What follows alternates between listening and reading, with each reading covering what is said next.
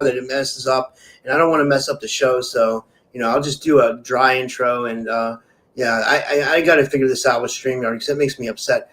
Okay, hey guys, welcome back to another episode of the Typical Skeptic Podcast. I literally have one of my favorite guests with me today from the Bronx, New York. We have with us Frank Castle, or Frankie Fearless, known as the man who walks in all worlds. He's a neo-shaman, director, producer. He's an MC, which means he does hip-hop music mixed with hybrid rock. He's a consciousness explorer, and he's the host of the Fearless Tribe. His work spans spiritual transformation, frequency mastery, high-dimensional travel, and applied shamanism. Frank is also part of the music project Sons of the Sun, a high-frequency, futuristic nostalgia band blending hip-hop, rock, and multidimensional energy.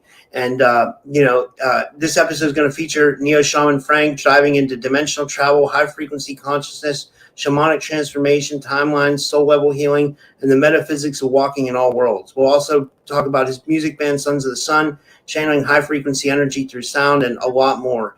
And you can find Frank at youtube.com/@fearlesstribe. The website is iamwearefearless.com, and he also has a website for the band, which is youtube.com/@sonsofthesun. And I'd like to give him a big warm welcome back to the show. Frank, thanks so much for coming back on, man. How are you? Thank you so much for that intro. It was amazing. So amazing. Thank you. I'm grateful to be here. Thank you for having me back. What's up, everyone? Get ready for the frequency because we're going to bring it right now. Thank you for having us. This is going to be good.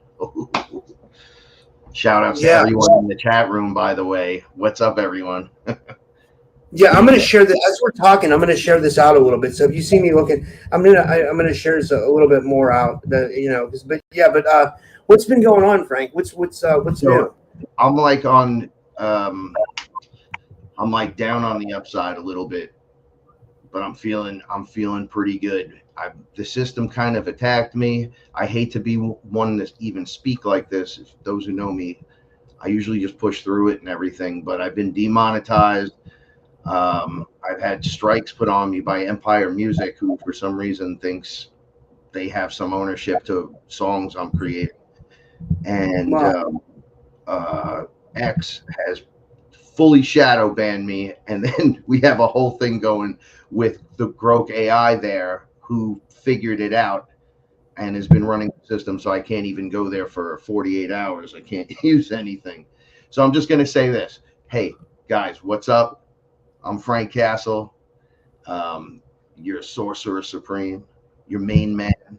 Go over to YouTube and check me out. Frank Castle Fearless or @Fearless Tribe. Just click like, subscribe to the channel. You're going to get great content. Everything I do is based on my experiences. So I don't really do the day-to-day.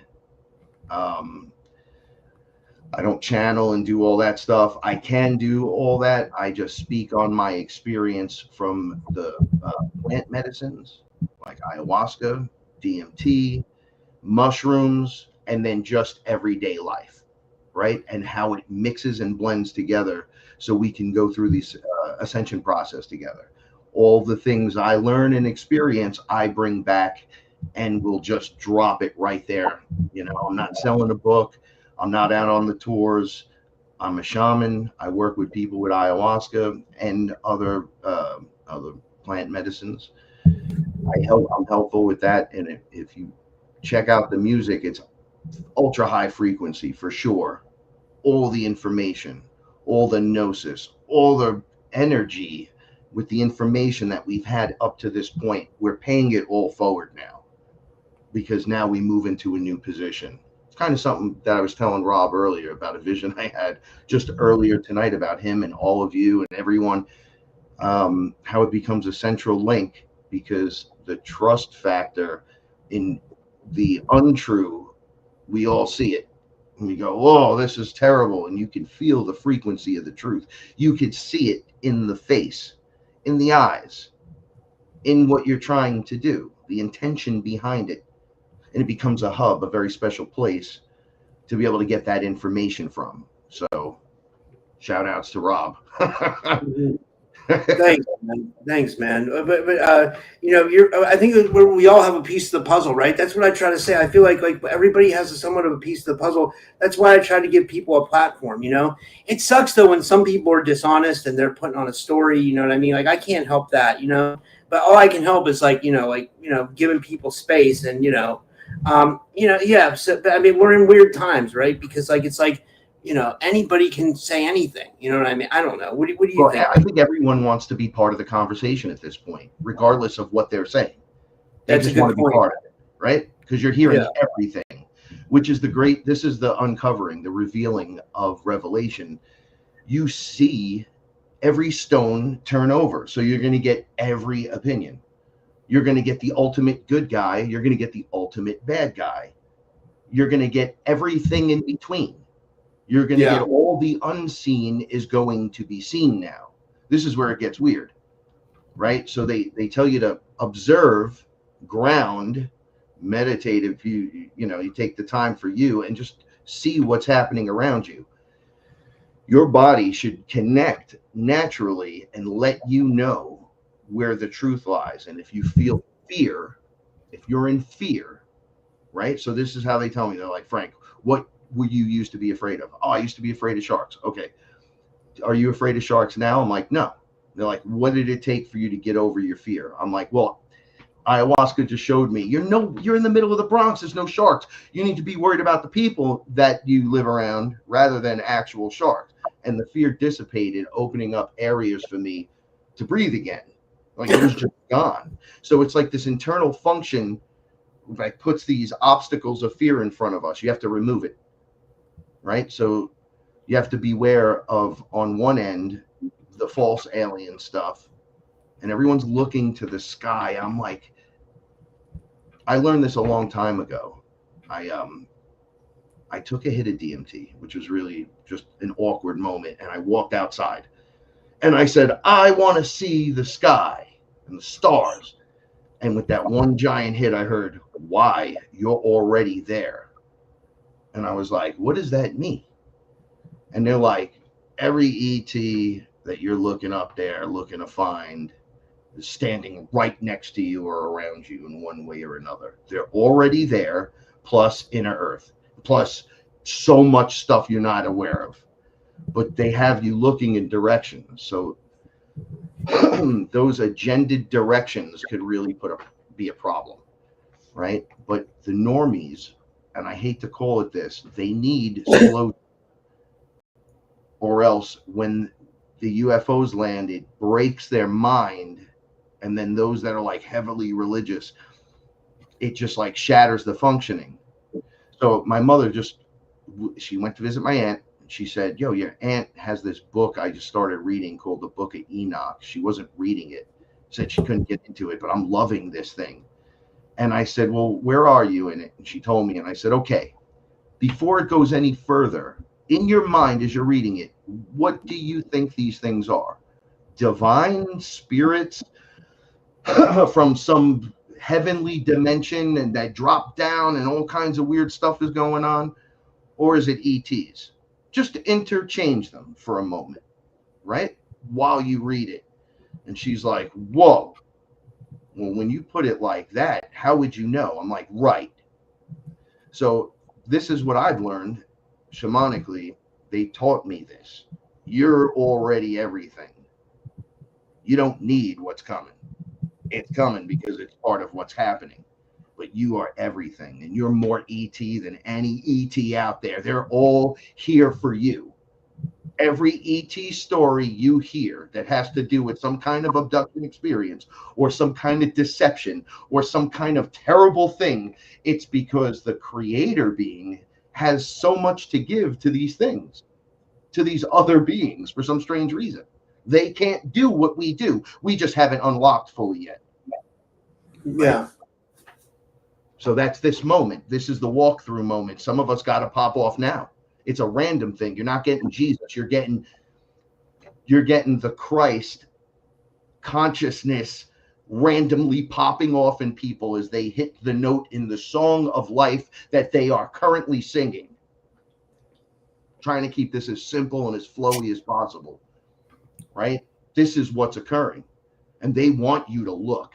They want your attention.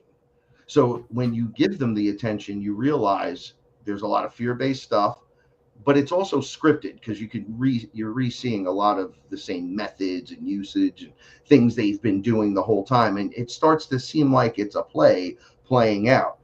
Well, it's because it's scripted.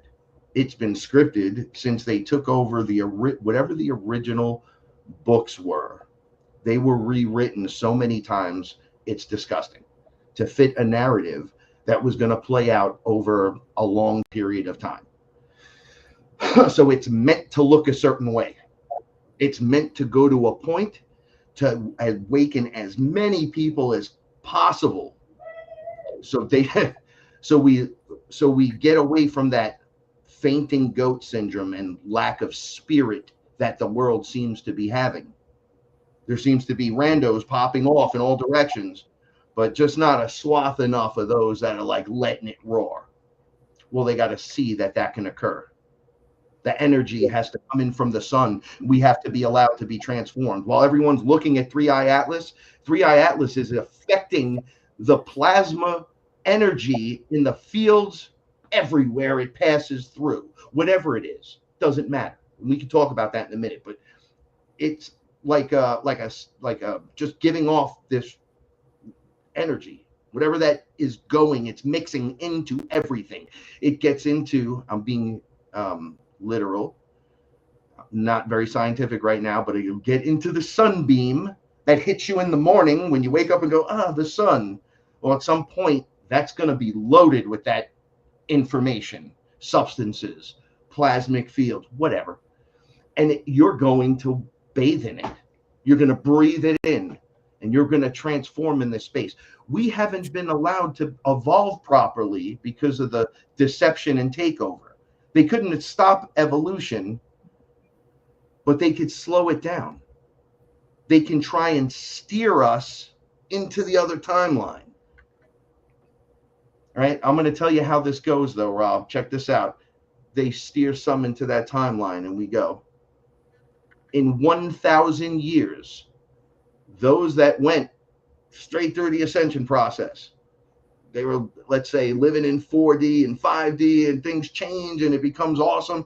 The ones that are on this timeline, it goes like super cyborg. It goes crazy, like really deep stuff where you're like, I don't know if that should be going on. Well, we come back to get you back because the loop is going to come back around.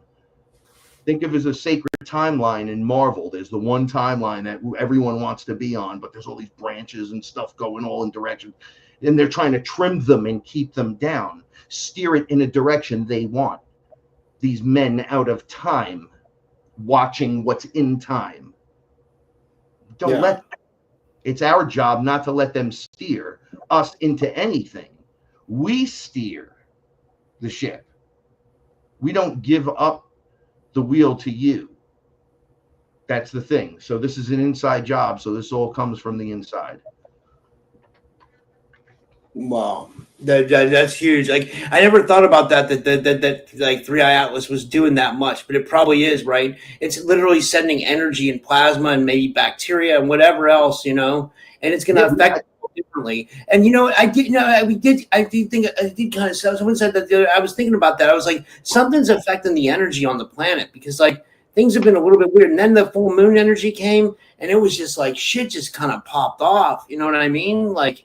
Yeah, it's like daylight at like 3 in the morning here, right? The moon was so bright that my solar was fully charging on the roof of the house. I was like, yo, what's going on? It looked mad bright outside.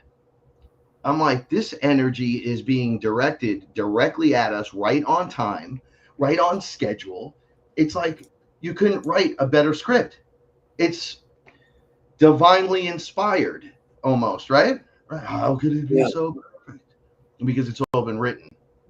There's a version of me standing on the other side of this, right on the other side of this. I was telling Rob, I can't see into the spot, but right on the other side I can see. And the version of me over there is like, oh yeah. The version of me on this side is like, I don't know what's going on. I kind of know what's going on, but I don't know what's going on. Yeah. So we're in Yeah. that point where you're not really supposed to know. So, but everyone's going to say their truth, whether it's a lie or what they believe is the truth, or if they're just repeating other people's material, or if they've been just basic pieces of shit for a long time. Like, it's just all going to start revealing, and the good is going to start being exposed as well. It's just going to be exposed by being good, by following your creation. Your heart energy comes forward out of you. No more things in you, no more things attached to you. We're not playing that game no more. We're healing our trauma, and from the inside, it's coming out. And we can do that all day. We're infinite. We're infinite creatures, beings that the energy flows nonstop. This is what they feared.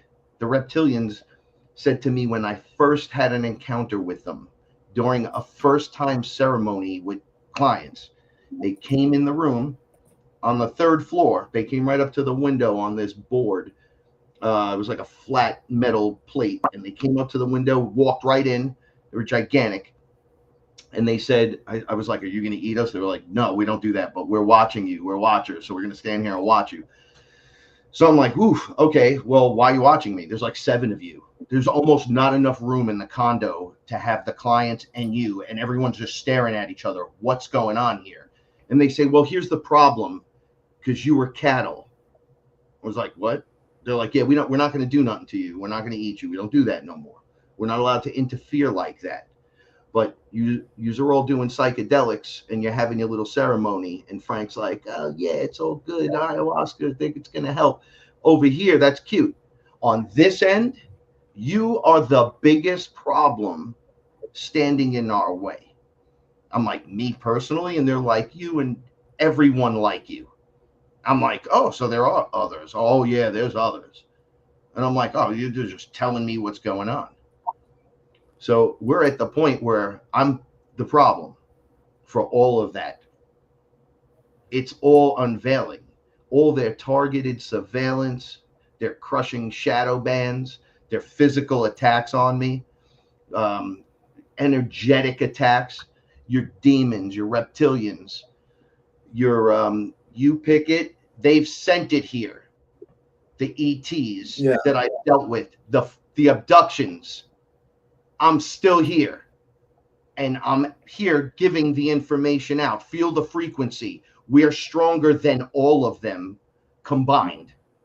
One of us pops off, it's a wrap for the entire structure. It just dissipates because it's us, it's not them. So while you're looking at Three Eye Atlas wondering ETs are coming, no, they're not coming that way. They're here already.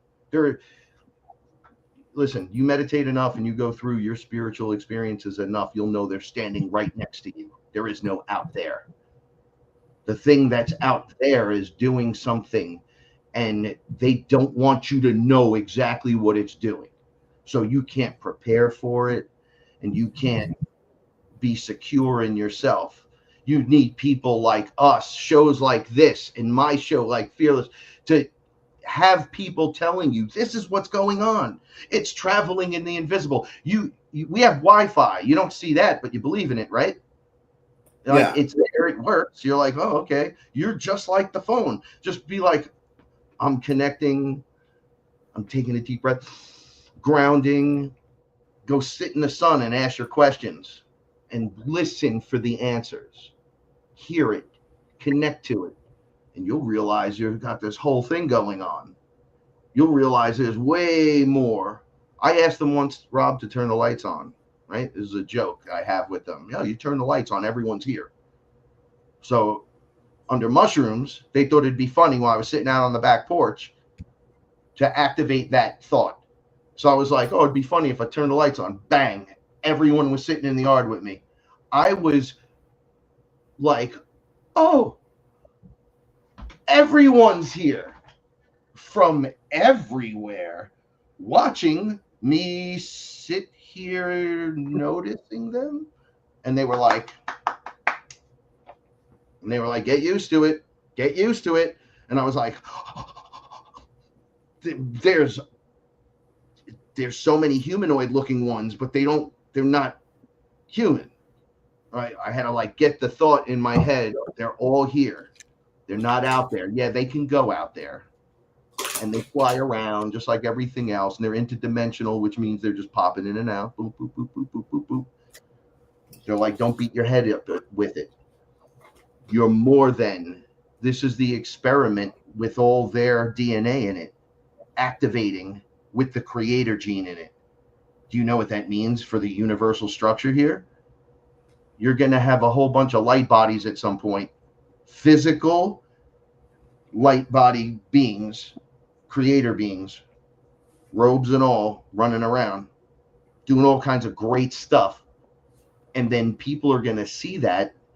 And as they're going on their journey, they'll see it's possible and just begin to, it like enters your energy field because it's all there already. It's almost like the video game levels are inside of you and you're unlocking them as you go. And there's like little extras and there's little treasures and there's little stuff that's all inside. Right? And as you build up to a certain point, it breaks the shell. The amnesia is going to leave. There hasn't been a press.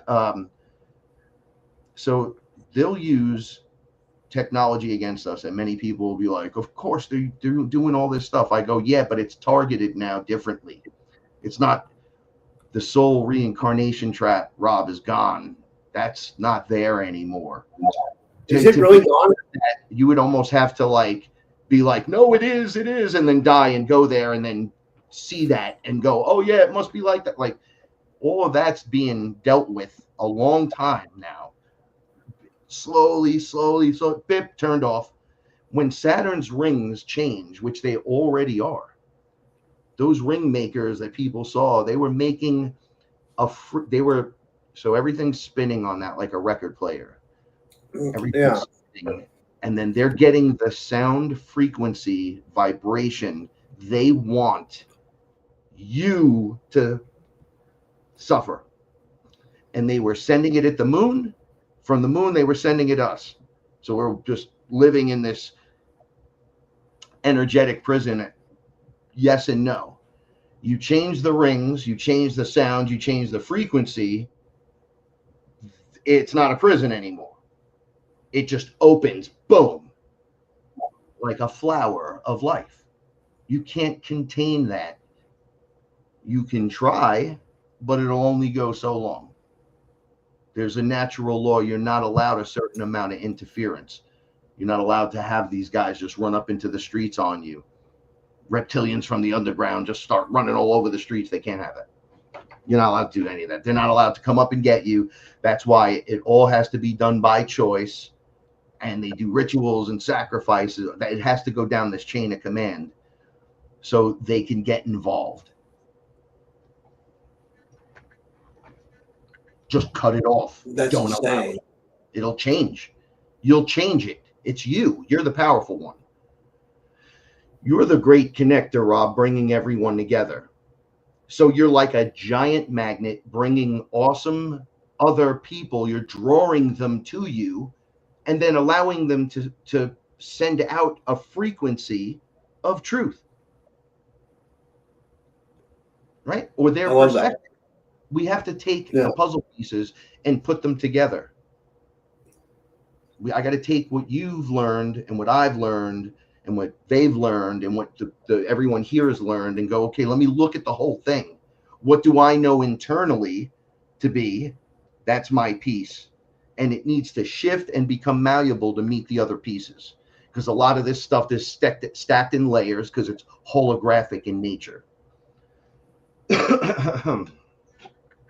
I love that, man. That's deep, man. That's really deep, dude. That's huge. That's huge. Like, I mean, so do you see the change happening? Like, and we're in the massive change now. Like, this is like. So, do you think things are going to get better, or do you think they're going to get crazier before they get better, or what do you see happening? So we're in the dualistic universe. So it has to happen. Excuse me.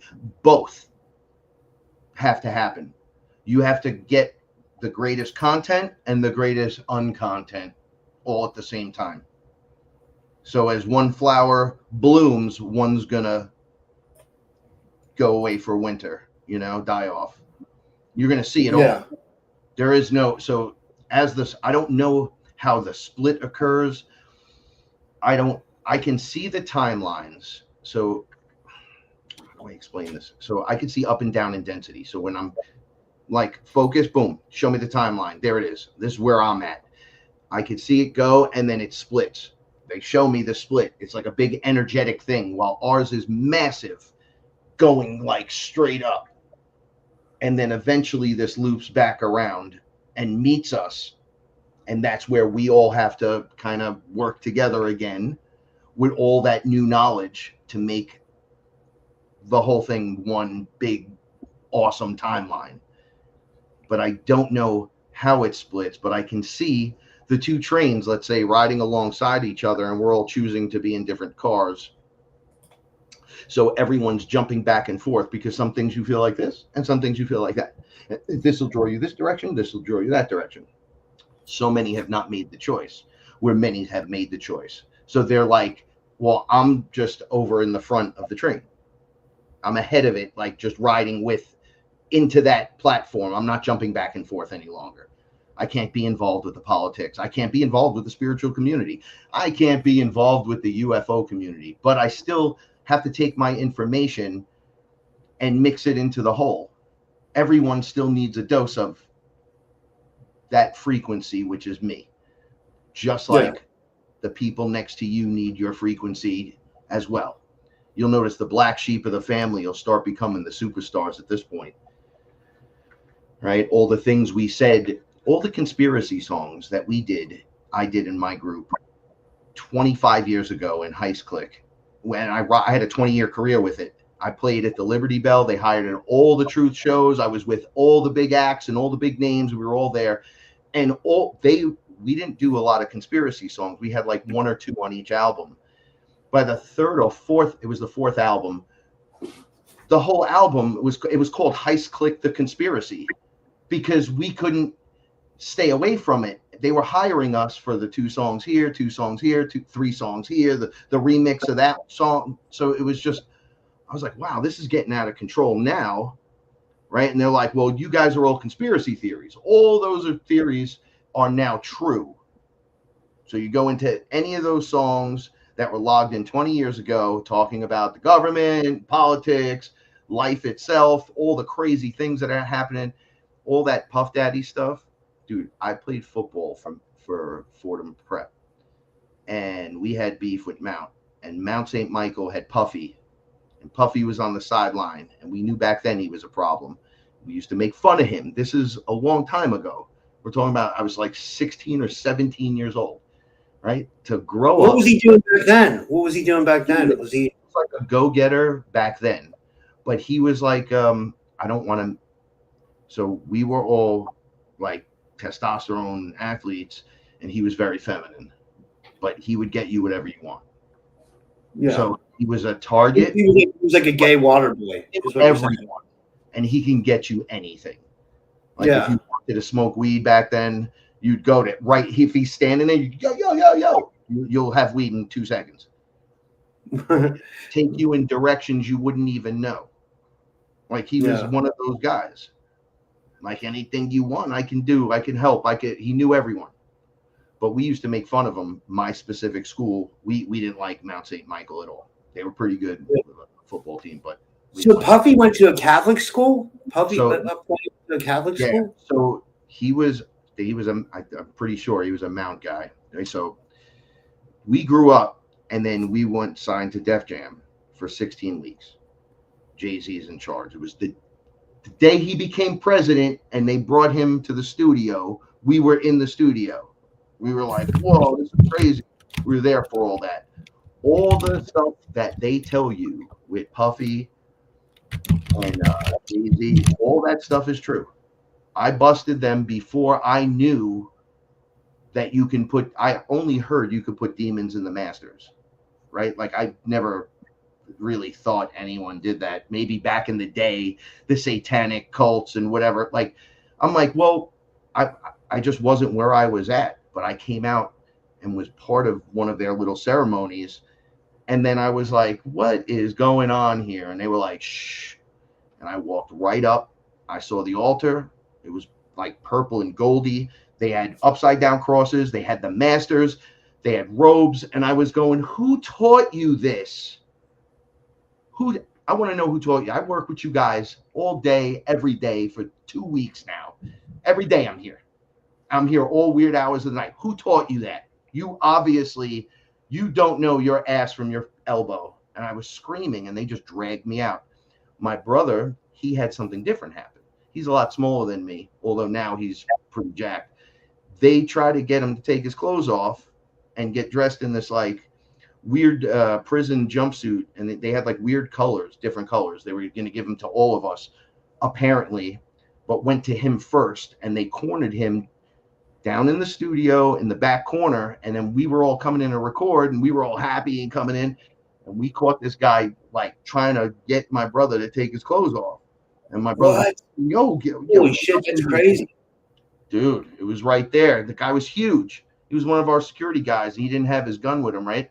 And he was screaming, yo, get me out of here. He was yelling to the other side of the glass, and we just started swinging on him. There was like 5 of us on him. And when it was over, he ran out. We were just like pissed off. We all walked out, and they had the contracts. They went like this: get your stuff and get out. So we didn't make it through the test run with them, but everything we created there, we went right to the guy that was producing us right there on the spot. We went to his apartment and he did our production for the next album. With all those songs slightly redone, all of this belongs to us. And it popped off. Boom. And they were like, oh, I went to Playboy TV. I was getting paid $1,200 a show. And then they would. So down in the city, there are places where you walk in the door and it'll look like it's the side of just a building. It's like a door in the building. There'll be a guy standing there to let you in. There'll be a long hallway, whole bunch of doors, really nice. And you go left or you go right. Right? This side, it's a little crazy. This side, it's not very crazy. Right? So I was performing, so I'd be up there looking at all that like, wow, this is nuts. Wow, this is going on.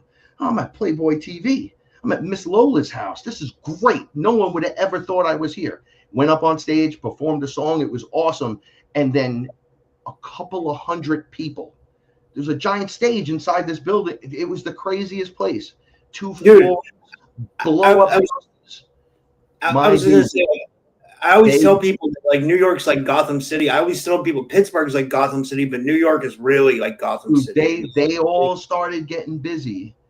And then I'm like, yo, what's going on? Like, I never saw that. My partner and I, we were like, oh, we're not expecting that. A whole room full partying. I mean, they were like, the song's great, keep going. And I'm like, oh my God. I'm at the time I was dating this girl. I'm like, she's gonna kill me. I'm gonna kill me. Like, I didn't expect this. Can I do this for $1,200? It's only one song. I mean, I started thinking, right? So I did it like 3 or 4 times.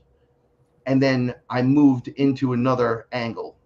We went to wrestling instead. We went to Comic-Con wrestling. We changed the direction because it was too dark. I met everyone that's in the industry. They're all dark. Every one of them. It's like bathing in a demon. Okay, here, I'll break it down. I'll make it so it's not just, oh, Frank's. So they had a semicircle on stage, right? So they had a host. The host did like do do do da da da da da do do do da da da da da do do do da da da da da. He'd follow that along with the music. And like, well, what is that? And I go, I know, right? Like, he's up there doing this whole performance to live drums in the semicircle behind him. The place is rocking like you've never. You think the scene in The Matrix where they all start partying in the tunnel, you're like, why would they show that? I'm like, well, they're all going to die tomorrow. So it's obviously a giant orgy of some kind, right? Where you can just release and go crazy. The drums seem to be driving it, right? If you look at this from a higher spiritual perspective, it's a giant loosh farm and they're just draining everyone's energy. It looks like a vortex that's just going up. of dark, like just, oh my God, I can't. I guess that sexual energy gets taken up and out. Like they just draw on that. That's why they have a party like that.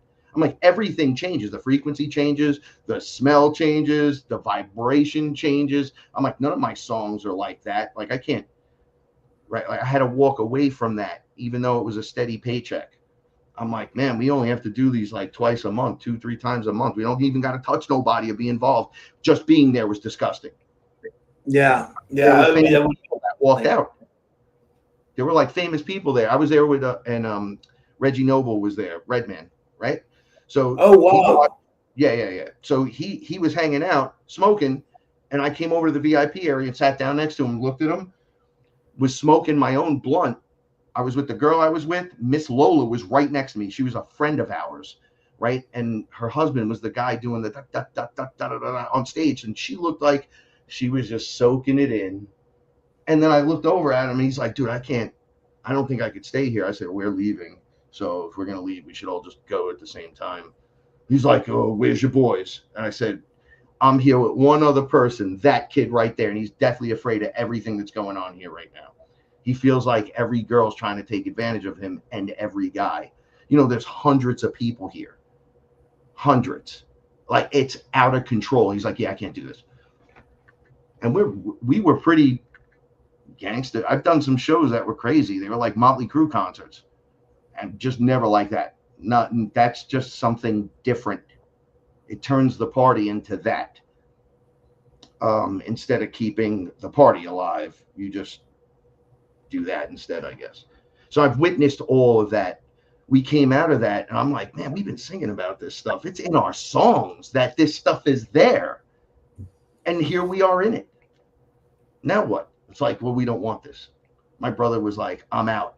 So he did a couple songs, never came back. The 3 other kids disappeared. The girl comes back once in every 4 or 5 years and drops some hooks. And me and the guy from Canada wound up keeping it alive until 2015, I'm sorry. And then I just stepped away. I went on tour with Wu-Tang Killer Bee guys and a whole slew of other people. And they had their own religious character on the road with them. He was like a voodoo guy. And everywhere we went, they were like turning us. It was dark. It was dark. They didn't want those performances going on in certain states. And we hit every state. And the guy on the bus was always doing rituals. And I'm like, you don't need to do this with me here. Because did ayahuasca. I was already getting the shaman thing together in my head. I was like, this is going to work great. Boom, go on tour. Everyone's miserable. Everyone's got demons. Everyone's losing their shit. Everyone's having sex with everyone. I was like, this is so out of control. So out of control. It went from 40 groups to 4. And we were the opener. They were like, you guys hold it together nice. I'm like, well, he's a dad. And I'm older than everyone here. So when you're like, oh, I'm an OG, I'm like, how old are you? 30? Yeah, I'm 46, bro. I've been around doing this longer than everyone in this bus. But everyone want to play games. And I had to walk away from it. And then Sons of the Sun was created out of understanding we can put the vibration and frequency back without ear beating people about politics and shit. Like, nobody cares. Nobody wants to hear that. I want to hear good stuff that's uplifting. When I heard grunge for the first time, this is just an example. I remember I was miserable for so long because the music was terrible. I was also a little closed-minded with stuff in the beginning, but grunge hit, and there was like 12 bands I was into in 4 days. I couldn't believe what I was hearing. Pot was just coming into my life. I think it was like 18 or 19 years old. And I was like, what a breath of fresh air.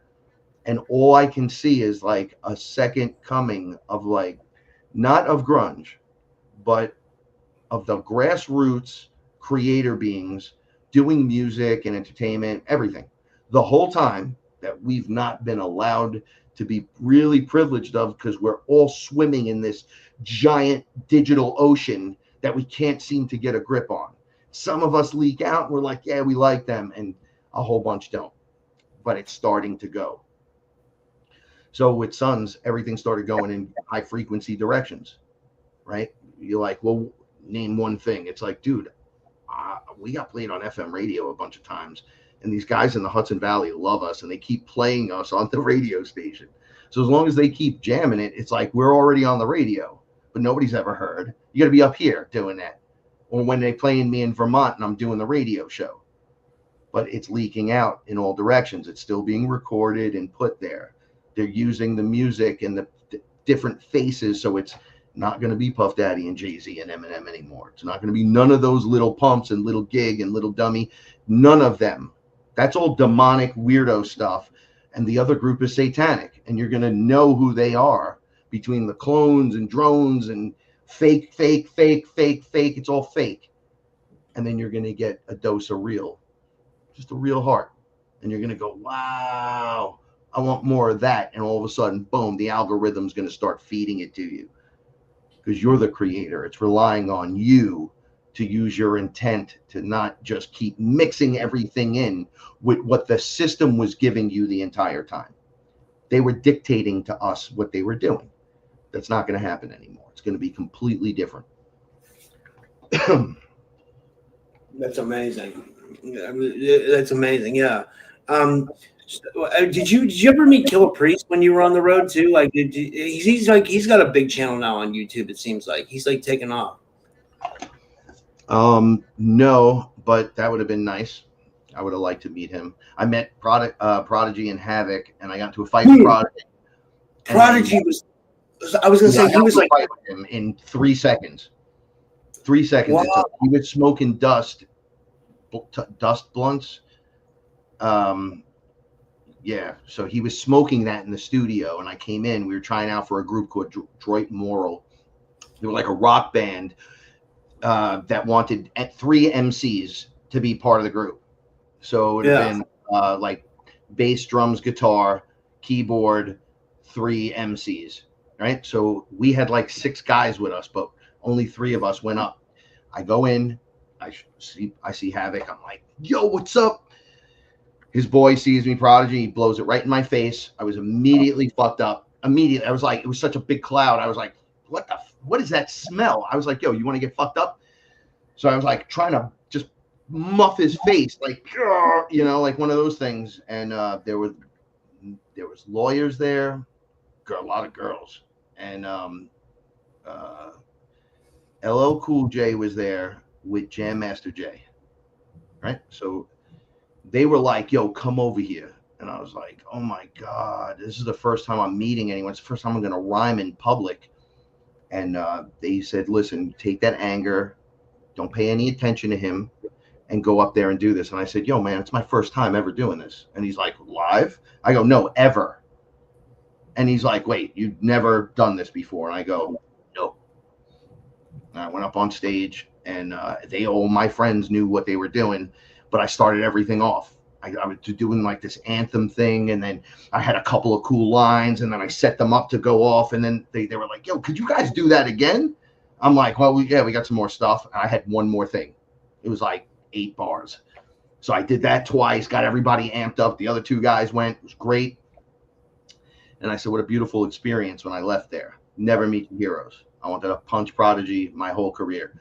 Met Fat Joe. He robbed me. Literally stole the comic book from my younger brother in the tattoo parlor while he was getting tattooed, and then never came back with it. And then a year later, I go to buy the new DMX instrumental, because we had cassettes and CDs were just coming out and being burnt. We were like, oh, we get a couple instrumentals so we could rap on different things. And I go there, and heist number 1 with Fat Joe, Little Kim, Twister. There was a whole bunch of them in it. They removed us and put them in the book, and they had Marvel Comics backing them. I don't know if anybody back in the day went and got any of their album. It's like Freestyle, Fabulous, Twister, Little Kim, Fat Joe. So anytime one of their things dropped that summer, a comic was released. Yeah, that was ours that they stole from us. So it's really funny how things come back around. Like, we had ideas for days, things going on, always beef, we got sued by the guy Beck. Go to court over superpowers. We took the thing from Loser, but we played it live, then played it backwards, then chopped it up and played the melody we wanted. And he took us to court and said, dude, you just ripped my stuff. And I had to play that in front of a judge meeting Beck for the first time. I was like, yo, I like you, you little shit. Now I got to, on purpose alone, that you have a lot of money and I have no money and you're saying I robbed you. That's not even a sample, right? And the judge just dismissed the whole thing. I had Sharon Osbourne scream at me and call me a cocksucker, right? What? Our first song, Hand of Doom, went famous. For us, it was on the independent circuit. Independent black media was using our song High Noon in their movies. So B movies across the board in the black culture at that period of time were using our music. And they were like, yo, that's Hand of Doom from Black Sabbath. So I'm like, that's not okay. So it's in the style of, but with full permission from Black Sabbath. You have no claim to this, no claim whatsoever, and then had a beef with her over it. So all kinds of weird things in my life growing up. I was always surrounded by the weirdness, right? And then to jump it out of all of that, had the paranormal, and from the paranormal, it opened up into this. As soon as ayahuasca hit me, it like straightened out the stupid. 100%, top to bottom. It took quite a bit, and quite a bit of fear breaking. It still happens, breaking me to get the better version of me. I'm gonna just bring it here because it's what I had told you about when I wrote to you. Sure. Yo, yeah. I last month, right? So I should always know better, but not. We're all human, right? So I'm no better than anyone else. So Yeah. I just do what I do. But I reacted to a scenario that was pretty bad. It was really bad. I'm not going to tell you what happened, but it was really bad. But my reaction to it was so terrible that I like screamed to the point of seizure, and then like it felt like a heart attack. I don't even know what a heart attack feels like because I refuse to go to a doctor, but I felt the skipping and the pull, and I went out. My wife was hitting me on the face. I was sitting right here, and I saw everything else that you usually see once you pass. And as a shaman, ayahuasca would put you through the death experience 100 times in a row till you're used to it and you realize you're just slipping, you're coming in and out of the body, basically. It's just like at night when you're dreaming. When you finally get used to it and you get over the word death, you're like, oh, this is just like that. But the connection just clips and you just continue going. So there's like this really weird transition that occurs when you, I guess, been used to it a lot. But I saw the blacks like edges and then the close, movie over, and I was just standing right here, and I can see my wife hitting me, and I was like tongue out of my mouth, everything, and then the lights came back on. I went and that part of me wasn't allowed back because of the reaction. And I saw a higher version of me that was very unusual. So ET looking that describing him wouldn't do any justice to it. It wasn't like insectoid or this or that. It was energetic, wearing the white robe, but it was multicolored and had movement. And it was a little violent and angry. How dare you do that? 3 steps from the finish line. You almost took yourself out of the game from your reaction. Yeah, okay, it was bad. Fine. But what the fuck? You want to go talk to an ET, you sit down and you talk to all these higher beings, and that's how you act in one silly scenario. You were supposed to ignore that and not get involved. Do you know that? And I was like, I didn't know. And now this other version took 3 days to become permanente. I explained it. It was like standing in a clock face. I was in the middle. And then all the numbers were like versions of me. And they were all looking at me. And this one was like in a fetal position right off to the side, like at the 9 o'clock. And one of the other characters just mugged him, like pushed him out, and boom, in. He was in. He was like an overlay of me. So for like 3 days, I was really weird. My mother was like, man, you should go to the doctor or something. I'm like, no, I'm fine. I'm fine. I felt different. And they were like, some of yous are not, I don't know how to explain this without it sounding too fantastical, but some of yous are not here to die. You're going to walk through that part. You're going to still enter the same place that people enter when they die, which is a place that you think, oh, it's heaven and hell. No, that's not what happens. So that's like a weak ass metaphor for what goes on. There's like levels and frequencies of beings that have been here watching us the whole time, and the whole universal structure is raising, and we're just going to boop, right? That this matrix system is going to be collapsed. What is this like? I don't know, man. When I have an experience with psychedelics, it really intensely shows me, but it's like obvious when you're doing that, like, oh, of course it would be like this. Of course it's like this. Yes, we were contracted to do this. So you get into that role, and then you come back in and you're like, I don't know how that's going to happen, but yet we're watching it occur. All the signs and symbols are there. Everything is there, and it's all there for us. And they all want us confused. The system wants us confused, so we can't get through this point with like healing our trauma and then being allowed to just evolve naturally. It's a weird moment in our history. I'm curious to see how this plays out now. Wow, that's fascinating. Yeah. I'm sorry for just ranting and raving about the topic, I guess, but the information is so pertinent right now. It's so important, right? Don't take yourself lightly. Just you being here is enough. You heal that trauma, you get out in the sun, you create a little bit, you're already doing 1,000% more than most, right? Then it starts to happen. When you can start explaining it, it'll make it easier for people like me to start explaining it as well, right? Because I don't talk to too many other shaman, but I do talk to people that have had experiences, and I can make the connection. There's a lot of people making connections now. It's just occurring. And the younger people are just able to do it. They're like, some of them snap right out of it.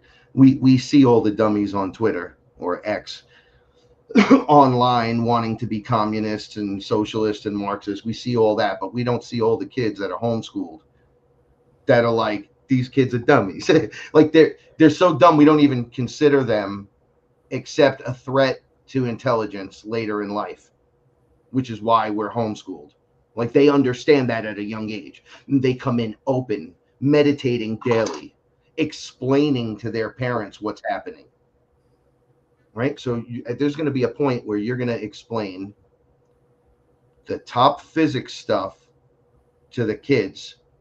You're going to just add it in ways where you can add information in conversation with the child, so they can then look at you with solution orientation rather than, like that's not what's going to happen. The young minds are elastic. They stretch and they think of things that we can't, right? I'm 51. I have a stretchy factor. It's great. But man, I hear stuff from people today, like younger ones, people that are awakened. And it really, I'm just like, wow, I can't wait for this to pop off. I mean, it's going to be everything from free. All right. So free energy. And people are like, oh, you're bugging. I'm like, no, the next step is free energy. Then it's literally magnetism. When I was shown a small version of this, they showed me in what looked like a teardrop or an egg. It was more of a teardrop. It kind of looked like a humidifier, but it was just like one piece, and then inside of it was like a sphere. On it, you just turn it, boom, magnets are on, it's spinning. You can just plug in your stuff on the port. On the next part, it was patches or stickers.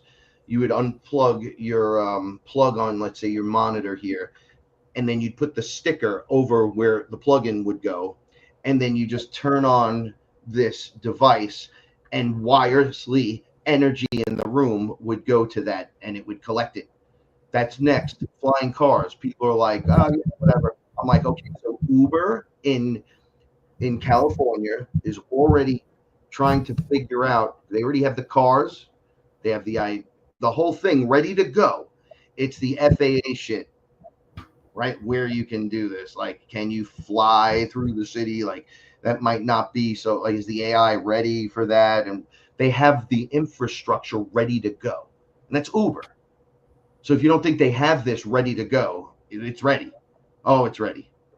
So little at a time, drip, drip, drip, drip, drip, drip, drip, drip, drip, drip, drip, and then before you know it, you're swimming in it. We're already swimming in it, but we're worried about like New York City and how they voted, Virginia, how they voted, these other places. And you're like, how are you still voting that way? It's like you're to observe how this plays out. Unless you're called to be a voter or a person in, let's say, a parade or some kind of public thing, they ask for creators sometimes to step back from that and just observe it, because spiritually you can't be protected in a crowd like that. You could do what you can do, but if you get a rogue guy that just wants to run up and sucker punch you, the spirit world can't do nothing about that. They can't get involved. So if you're not there, you won't have issues like that. So they get you to remove yourself and observe it. But some people are meant to be in that and be part of the mix. I just say protect yourself and just go with love in whatever it is you're doing, because you're being called to do that. Not everyone's called to just observe it, right? We have different layers, different levels of thing occurring in the universal structure. It is a university, and we are learning nonstop. And it seems to be that we are the creators we've been looking for the entire time. It's just your flesh wouldn't allow the unlock. The two-strand DNA has to kick up, right? So Yeah. what was holding that back is now being removed. So we're way past that. Some of us are way into that. You know, my wife and I'll picture something in my mind and she'll just say it. And I'm like, how is this happening? But I know my connection to my wife. I know how much I love her, and like we do energy work on each other and stuff. So I just pay attention. And with my ability to look, I'll just stare at it, almost like the way this isn't a good metaphor for it because it's fantastical. But when Predator switches his visual and can see in hot, cold, this energy, this I could do that, but it's just clear. It doesn't change colors like that.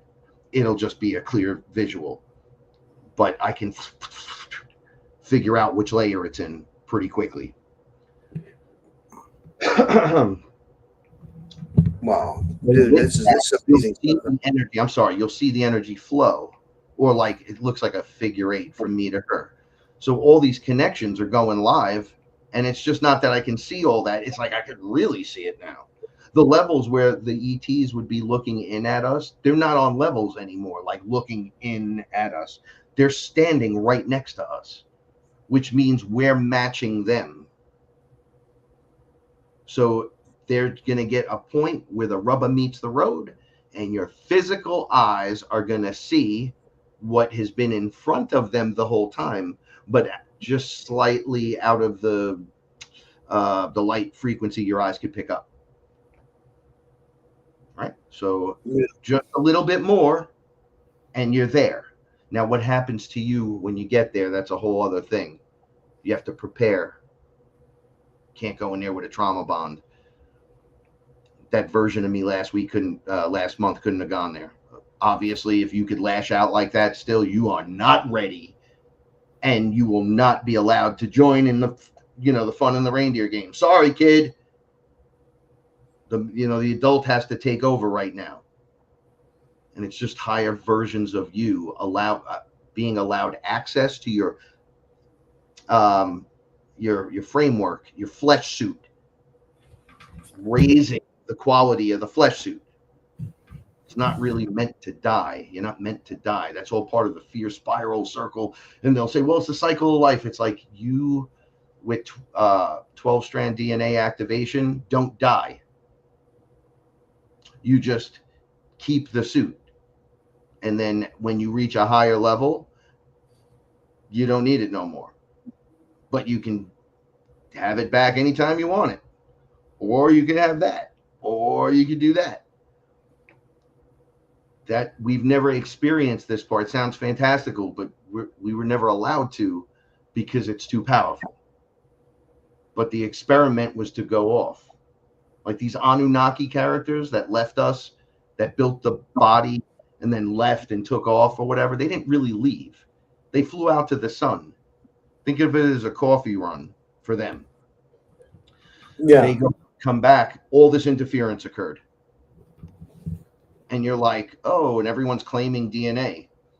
Okay, so, but the really only important thing is us in here with the DNA mixture.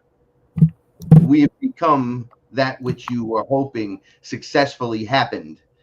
Can I put source in the body and have it 100% come out at some point? And it's like, yep, you can, and we're here. And it's happening. Right? It starts with a little tug, a little telepathy, animal empathy, and on the other end, it's a light body that can open portals and just walk, to go anywhere. Just go anywhere, do anything you want. But that's the unlock. You're remembering who you really are. And once that happens, the suit's built for that. It's made so that can occur in here, in the suit, in the flesh, so you can transform in the flesh. That was the deal. You'll be able to transform in this space in the flesh. And then we got in here and it was 2-strand. And we were like, who am I? And it was like, oh, well, we're your gods. And then problems.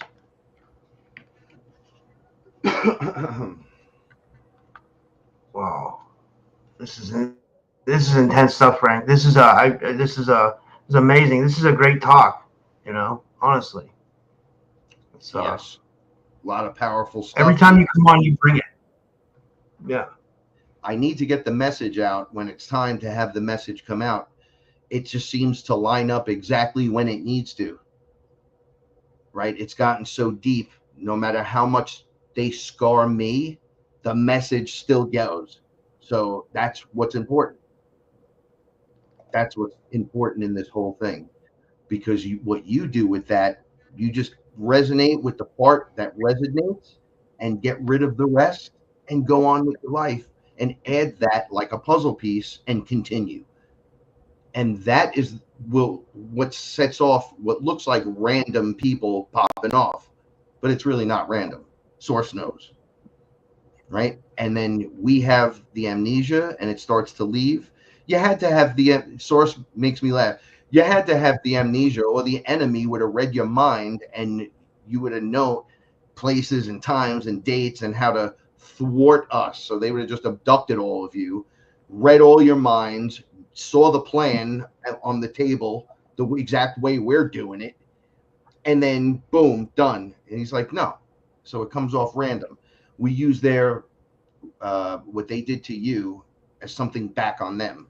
Well, Frank didn't even know. Well, we told him. Yeah, but then he forgot. He went back into 3D. His mind. He went back, and then one day he woke up and he was here. And now he's a pain in the ass because, look, he's glowing. How are we supposed to even deal with that? Right? There's no shadow standing next to him. I can't do it. And everyone backs up. right? And you're like, oh, hi guys, anyone like cake? Right?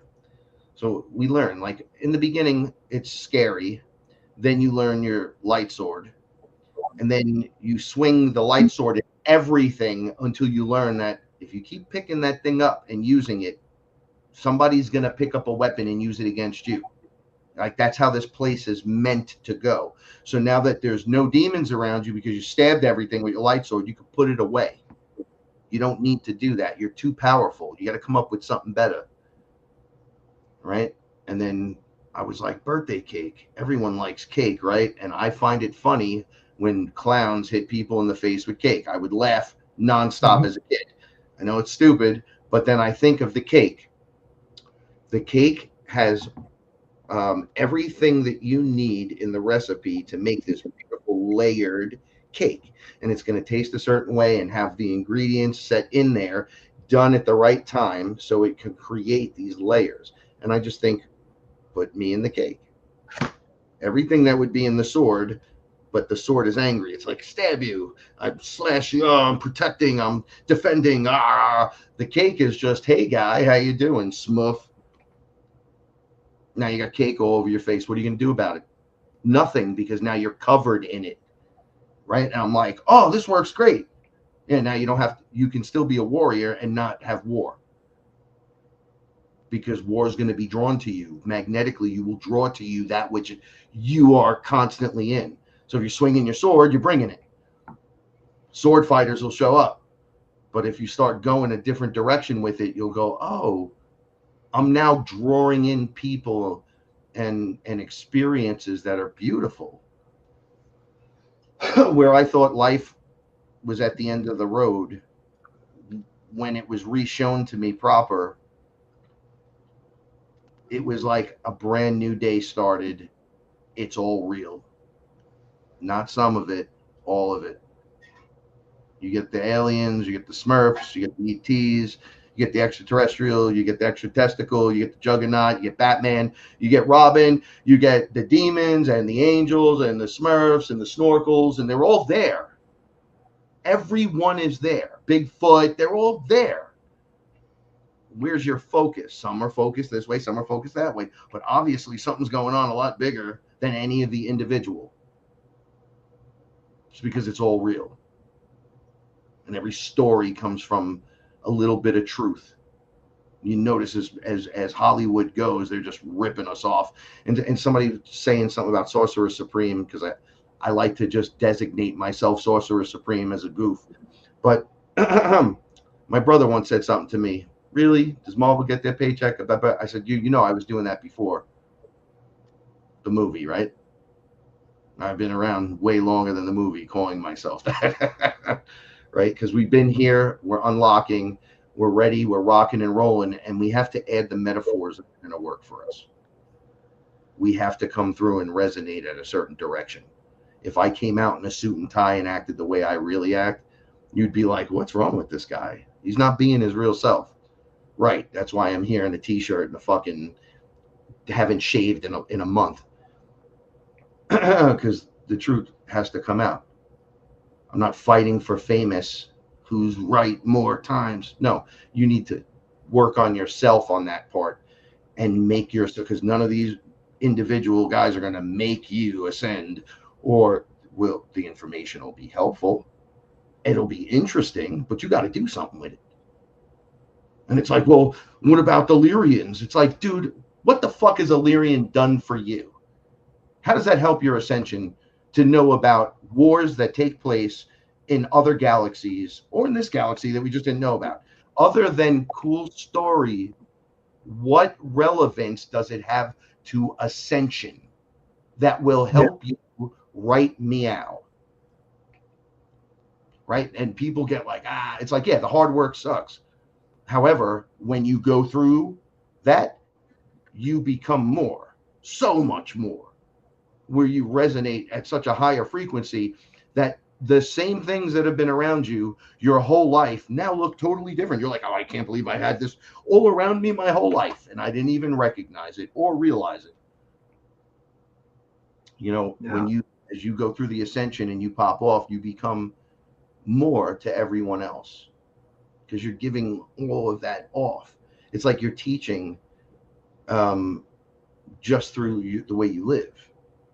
Somebody could watch you and they could imitate you if they don't understand. They could walk like you and then talk like you to ask you, what is in your mind when you're saying that? When you say good day, is there any fuck you on the plate at some point? Or is it resonating real? It's like, no, it's resonating real, but the fuck you used to happen a long time ago. Fuck all these people. Good morning, everyone. Now it's not like that no more at all. Now it's just good day, greetings, the intent of love. Good to see you. And they go, oh, okay, so I got to work on that. How did you work on it? Well, I did a lot of breathing, a lot of internal work. Had to get rid of the anger.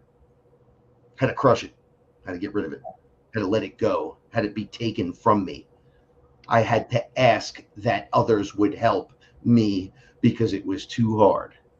So I took ayahuasca and the plant medicines and the mushrooms, and my mother telling me I was a moron, and my wife telling me, snap out of it, Frank. And it took the cats and the dogs and all of them and all the death,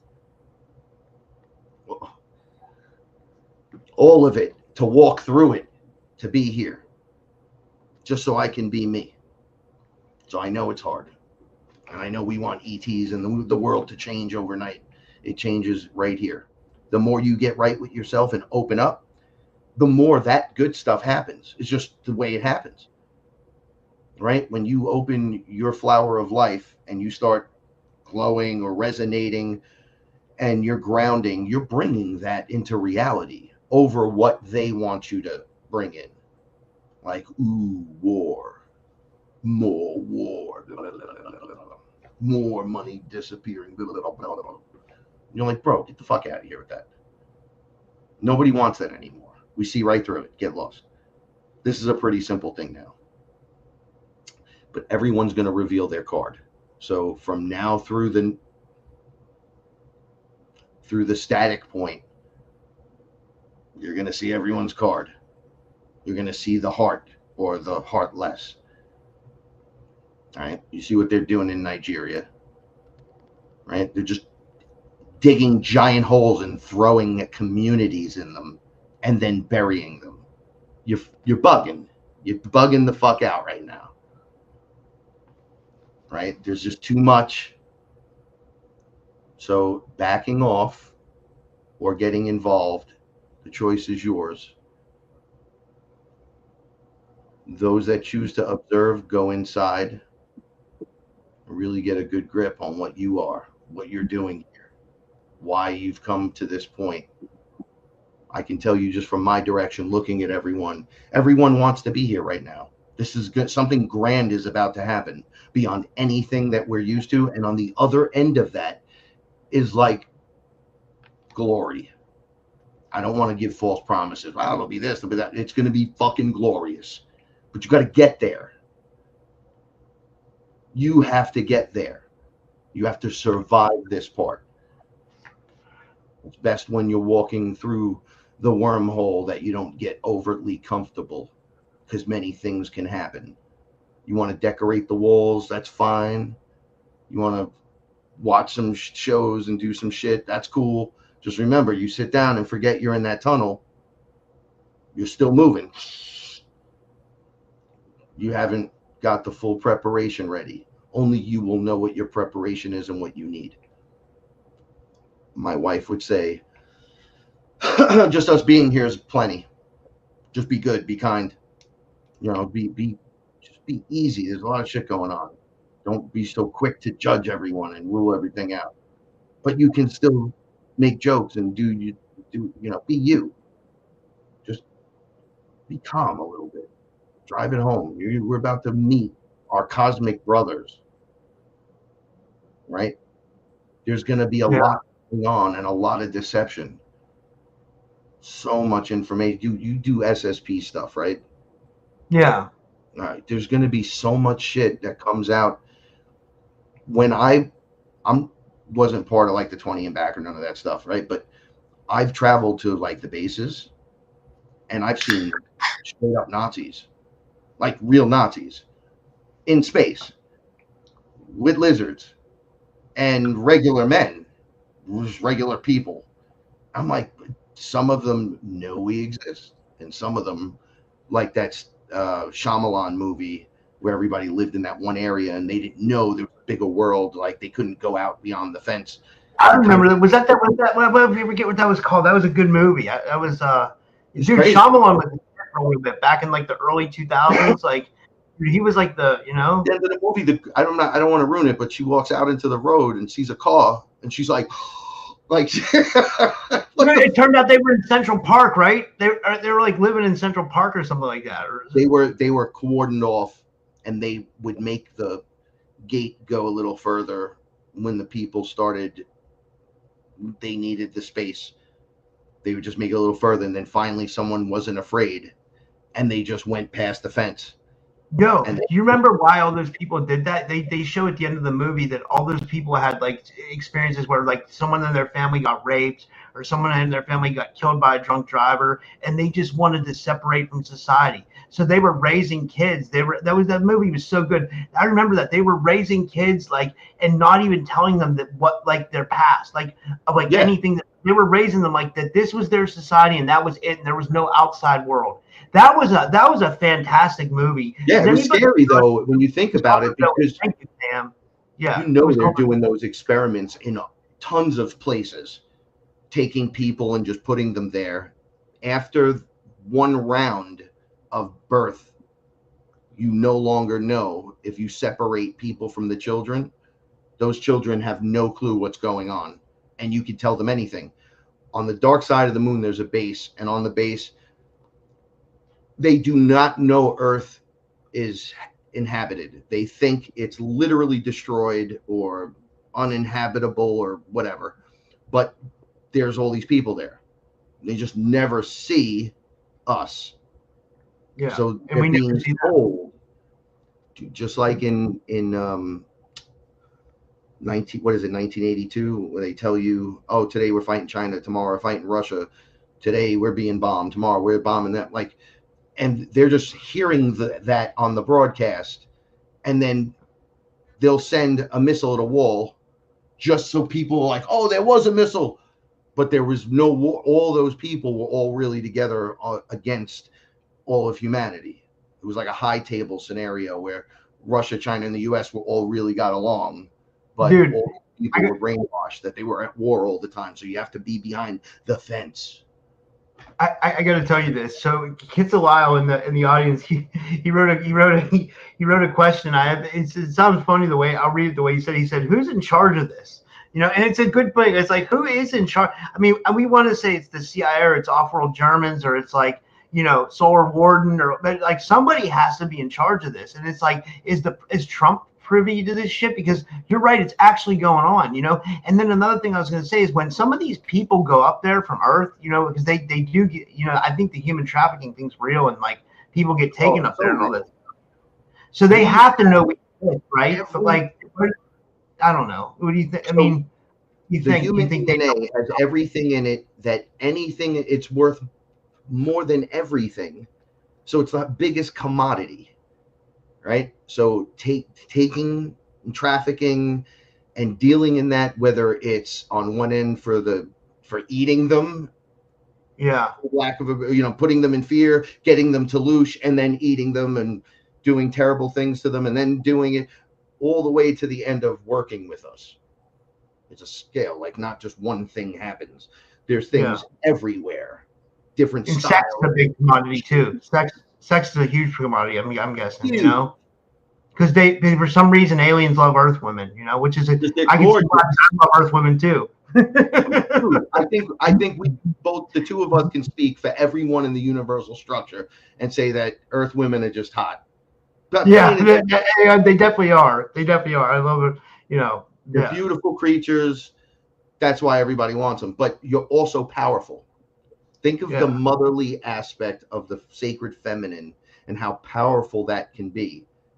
And then they want that as it's a commodity. You're right. In Monsters Inc., right, it was always about the fear and the loosh. And then on the other end of the movie, the ending, they find out that laughter and community and all that other stuff provides more loosh, so much that everyone can just eat and be good guys.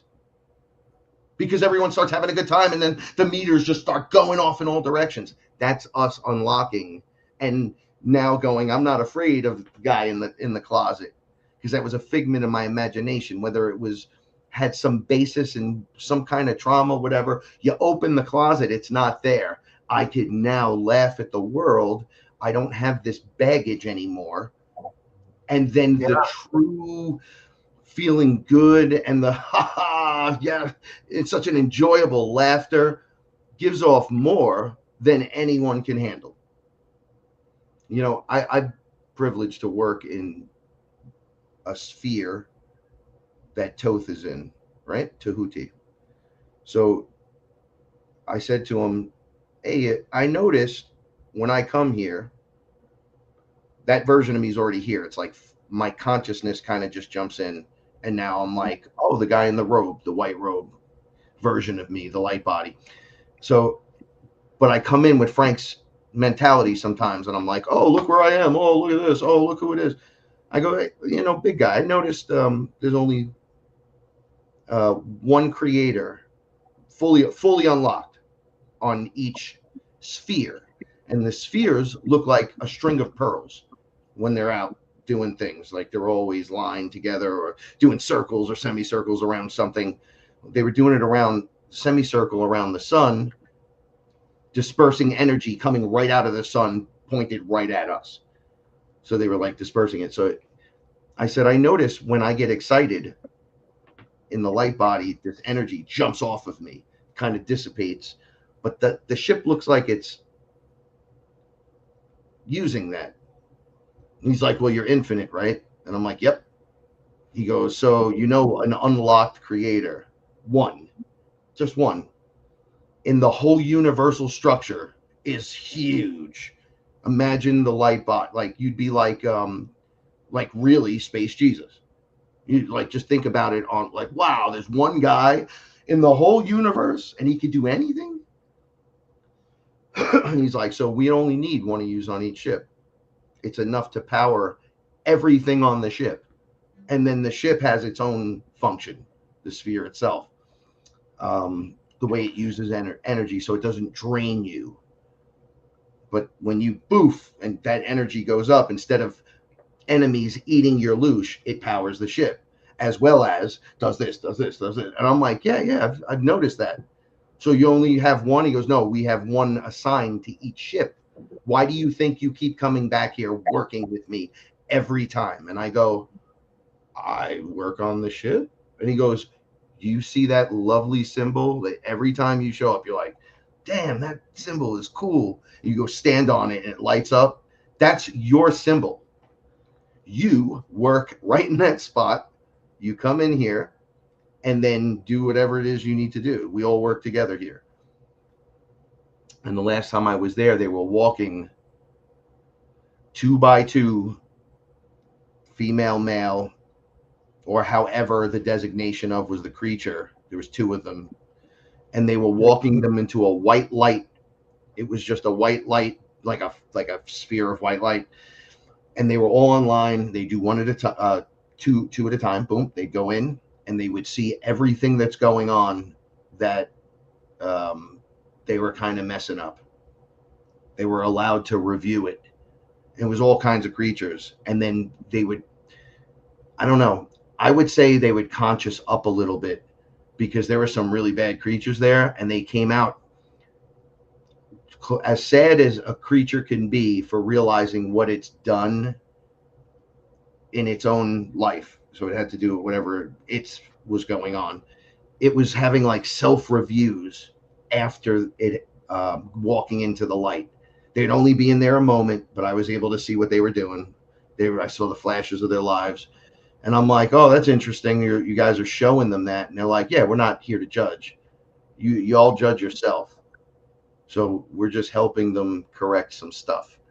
Some of these guys are really rough. And I'm like, wow, you're really nice about that. They're all murderers and evil characters. And they're like, yeah, we're not here to judge you. We're here to show you what you're doing. see what your reaction is. I said, so you're not just doing that stuff with us, humans. You're doing this with everyone. And they're like, oh, yeah. Nobody's really off limits. I'm like, wow. So there's so much hierarchy and so much stuff going on. Yeah. There's so many versions of creators and levels that are doing amazing things.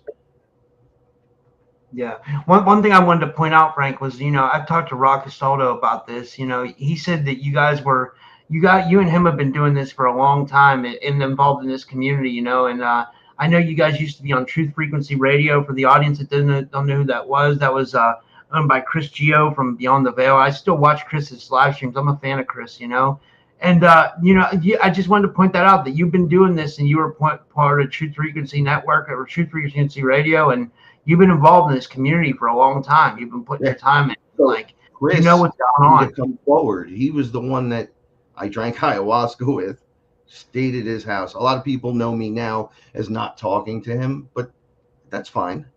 Not everyone can get along.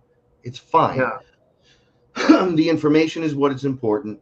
They'll always have my respect because you woke me up. You literally brought me to your home and said, when I had my back and neck injury and I was going on the tour, come here and let's do ayahuasca, DMT, and all that. I'm going to show you what's up. And the minute I got there, it started. And for 5 days, we were together. And I didn't want to talk. And he brought me live on the radio. He's like, you got to talk right now. So I let it out. And then I just kept feeling like, tell the truth. Don't lie. It's already fantastic enough. You don't need to lie, right? What do you see, Frank? Describe. How did the experience feel? What happened to you? Who was there? It's pretty easy. Was he blue? Was he green? Was he a form of energetic stuff? Was he flesh? Describe it. And they got me doing this. And then about 8 months later, he convinced me to do a show. And then I started right there. I had just met my now wife at the time. She wouldn't even come on the show for the first 7 episodes. She was worried that she'd get in trouble at her job, which by episode 7, she had left. It was over. Things to the whole world changed. I said, I'm going to ruin my music career by doing this. You know that. And he was like, just tell the truth. Don't worry about it. Ayahuasca was there with me the whole time. I literally was drinking ayahuasca, and Chris brought me in the other room and did an interview with me live. So I was always on the show, all kinds of stuff. Then when Ra came, it was like 8 months in he was like doing the earlier show. And then Ra, Eye of Ra, Fearless, and then Beyond the Veil was like the triple fucking threat back then. No one had that. No one. And it was just hours of great personality, just truth coming from the heart, trying to have an understanding of what's going on. Some people get hung up on like their belief structure and system. And they believe, no, it's this, it's a demon. It's not this. It's other. I'm like, it's always a demon until you're not scared of it.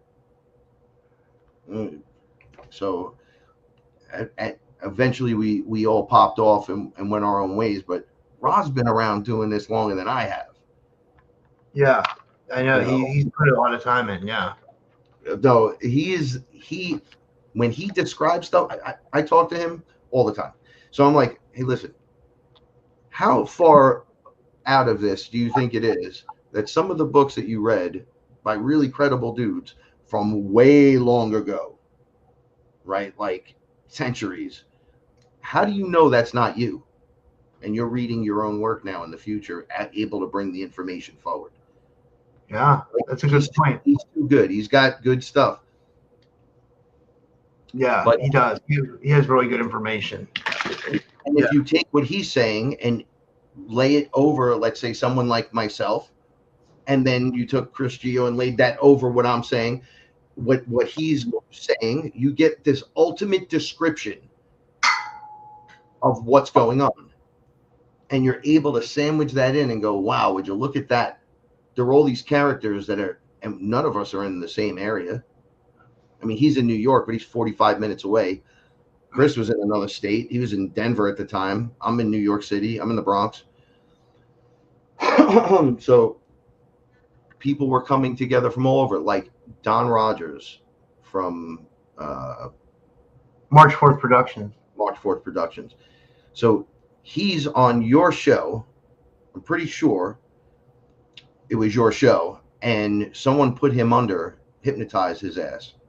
Yeah, dude, it's crazy how many people got to start on my show, you know, like, I mean, because I've been doing it for 6 years now, you know what I mean? It's like a lot of people got, like, you know. The last 9 minutes of that episode, he talked about me and him on the ship. I didn't fucking know Don. Yeah. And then we had an experience where I went down and he had missing time, and I was on the ship, and I went and got Don.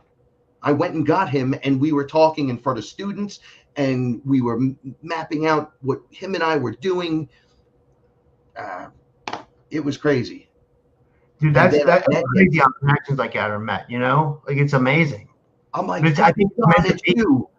Holy shit. I was just on the ship with you, guy. He's in Canada. His wife was the waitress when, I think it was like 15 to 18 years ago, I went on tour through Canada and did a radio show in her town. And it was one giant glass radio station, did that. It was early in the morning.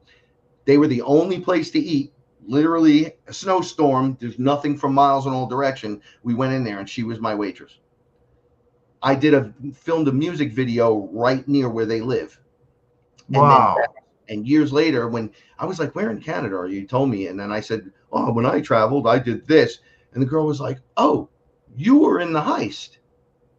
You guys came through and were on the radio station in our town. You came into the diner and it was packed, and everyone just looked at you guys because you just did the radio show, and they've never had like anyone really popular like that come through. It's just a small place. And I'm like, wow, look at the connections being made to years later now. Don and I, and me and my wife, and him and his wife, the connections are just off the charts, man. Yeah. Right. I can't, it's almost like we dropped pins like on an Apple phone traveling, and then we would drop them, and then years later the how and the why and the when through hindsight starts to come out. Yeah. And you're like, oh, look at that shit. There the whole time.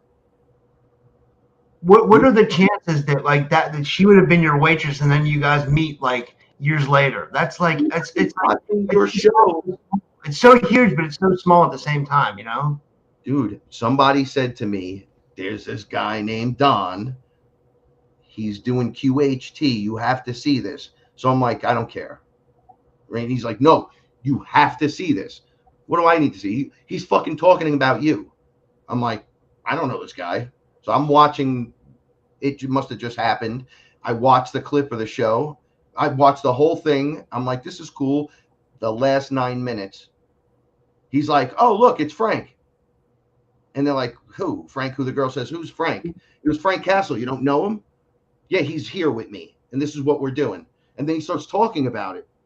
And I'm going, what the fuck is this? I was watching with my mother. I said, Mom, this guy's talking about me. I don't know him. And then I met him through Chris Matthew. We were all on the show at the same time. BG Cast and all the different characters. We all came together. I love all those guys, by the way. Yeah, they're all awesome. They're all awesome people. I was connected to them in this really strange, beautiful way. And then it turns out we're on the ship. So, you know, I've told the story 100 times, but I went on and I was wondering how I projected onto the ship, and I was in a physical body. Yeah. And I realized my consciousness went in there, and then I started freaking out. So I like ran to the keypad on the door, and I was like, how am I going to open this door? And I just pressed the code in and went in. I didn't know what I was doing, and the door opened, and there were all these students, and they just looked up at me. And then I go, oh my God, did I interrupt? I'm so sorry. And I saw Don, and I go, Don, oh my God, what's happening to me? Don. And he goes, oh, it's the other Frank. And he goes, "It's okay, buddy." And the kids were all laughing. And then he walked me out into the hall. And I was looking at my hands going, "Dude, are you real?" I was grabbing him and touch.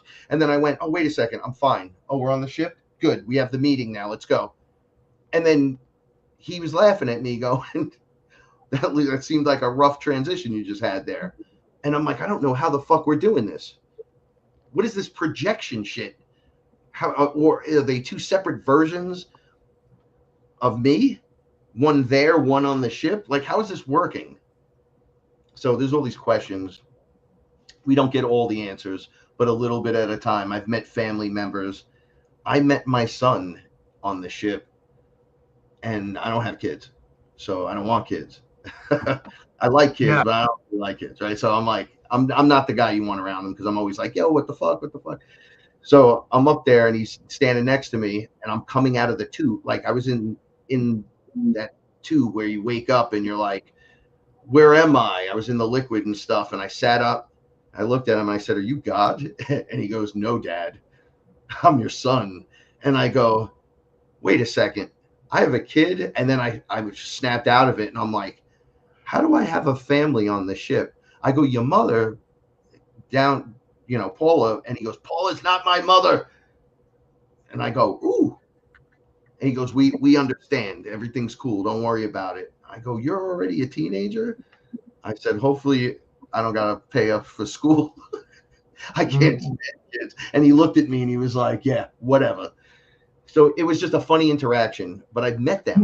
Is he an ET hybrid then? Is your son? You have an ET hybrid son? So he looks just like me, but he has hair, beautiful wavy hair, about this long, thin but not skinny, shapely. Like all my whole family, all the men look alike, all the one line look alike, right? We're all kind of short, stocky, and thick. He's like a normalized version of that. They're perfect. I didn't see a scar on his face, a mark on his body. He was wearing a blue and silver Federation outfit. That's the best way to describe it. Oh wait, I got a question for you about this. So this is gonna get like graphic, but I gotta ask you this. So do you think they did that experiment where they take semen from you, or do you think you actually banged like a Pleiadian woman? I know that's crazy. I don't know. I've asked questions. They told me, they were like, "You have a family here and all kinds of stuff. Everybody does. It's always, you guys are all projecting in from different places." I'm like, that's fucking weird. I'm like, "You're telling me I have an entire," they're like, "A lot of people. You've been involved. You're an infinite being. What do you think is going on?" I'm like, "I don't know. There's too many versions of me when I'm jumping in and out." So you're telling me that there's versions of me in a higher frequency that jump in a tube, connect nodes to their head, and then like Avatar, I wake up in my bed here. Yet I went through the whole birthing process, normal and all that other stuff. Like, how? They're like, "Well, it's you. It's still you." So I have problems where there's clones of me and I know they're clones, and I'll go off into a dream and all of a sudden I'm working and I'm doing all this stuff and I'm going, wait. No. Why am I working? I'm sleeping. I need to rest. And I'm in another body doing all physical things just like I am here, except it's a little trippy mentally. Like I start realizing what's happening. I don't really get into it 100%, which is awkward and weird when you talk to people, because I saw Paula and she wasn't my wife, but she knew me. So it was just, all these people, but you're not all, I don't know, man. It gets crazy, right? They say in layers you project in, and there's versions of you everywhere. So I meet Horus. I say during one of my crazy experiences, Horus helped me, and he goes, "Why would I help you? What do you need?" He was in a piece of what looked like glass or a mirror flipping, and he was in the image, and it kind of opened, and I said, "I need your help. You're me. I'm you." You said, "I'm Horus." Way back. I see the connections now. And he goes, "You keep thinking that you are me and I'm from the future, but All of this is really you. So I'm really you. And I was like, what? He's like, now help yourself. And I was able to just stand up and take full control of the scenario, which was really odd. I was like, yo, what's that all about? He's like, it's all happening all at once. You got to get that through your head. It's not linear. So future you and past you and all these other yous can all be youing at the same time. One like slice away, there's another you and another you and another you and another you all the way around. Not all of them are just living life. Some of them are in space, some of them are over here. So one of them's in inner Earth, one of them's on the moon. That's how I know that thing is there. The base is there because I'm there. I'm like working for whatever said governmental body as like a food inspector, which is what I did here. But it's a little different there. But the loading docks and everything's this. It's not as cold as it was here in Hunts Point over there when you do it. It's very clean, very sterile. Same shit though. And I keep getting pulled there. Every time one of my characters gets whacked, call it whatever you want, I get pulled to it at the moment it's happening, or right before it happens. And I'll see that there's something terrible happening to them, and I'll go, come on, what is this? My brother's there. How can my brother be there and not recognize me? And all that means to me is they're taking the creator's DNA. They know who unlocks, how they unlock, and they take it and put it over there and put it under a different circumstance. You said these realities this is like a parallel reality. Do these realities, that they have the same things as here? Does it look the same? Does it, because I have something to tell you about that. So I have these dreams. Like I tell everybody this, like where like I'll go to like this reality and I feel like I'm gone for like 5 months at a time, and I do different things. I live different lives. It's like different segments, right? But then when I wake up, it's only been like 5 hours. So I feel like I'm in my dream state. I'm actually going to other realities and living out other lives. But times choices that you didn't make here happen there. So it will appear on some ends as very similar and other ends completely different. Right? Like I've done weird shit like, so I want to learn how to play piano, but I only want to learn how to play chords. I'm having a problem with teacher, student here in the physical. My brain isn't getting it. I'm having a problem. So I ate mushrooms just a little bit. I sat down, I thought about it, and here's Vegas Frank, right? He's bald here, but he has hair here. He's wearing sunglasses. He talks like this. And he's at the piano. And he can play it like you've never seen anything getting played. And he's in a tuxedo, and you can tell he's back, like he like the audience all left, and he's like, sit down. And I'm like, you can see me? He's like, sit down. As I sit with him, he just shows me hand movement. He looks at me and he smiles, goes, smile. You got to smile while you're doing this. And I'm like, and I got relaxed. And all of a sudden, this overlay occurred. And I was able to just get the stuff I needed. And it was 2 minutes of mind work. I was able to come back and just play the chord progression that I couldn't get 500 times. And I'm like, did I just teach myself how to do that? Like in my mind, then come back here and replayed. All I was doing is being the shittiest student the whole time. And then this guy showed me, and in 15 seconds, I fucking knew chord progression. I was able to mentally pick it up like a musician would. And I'm like, oh, look at that. Right? When I had problems, so I knew how to make ayahuasca without ever making it. That was like my little thing back then.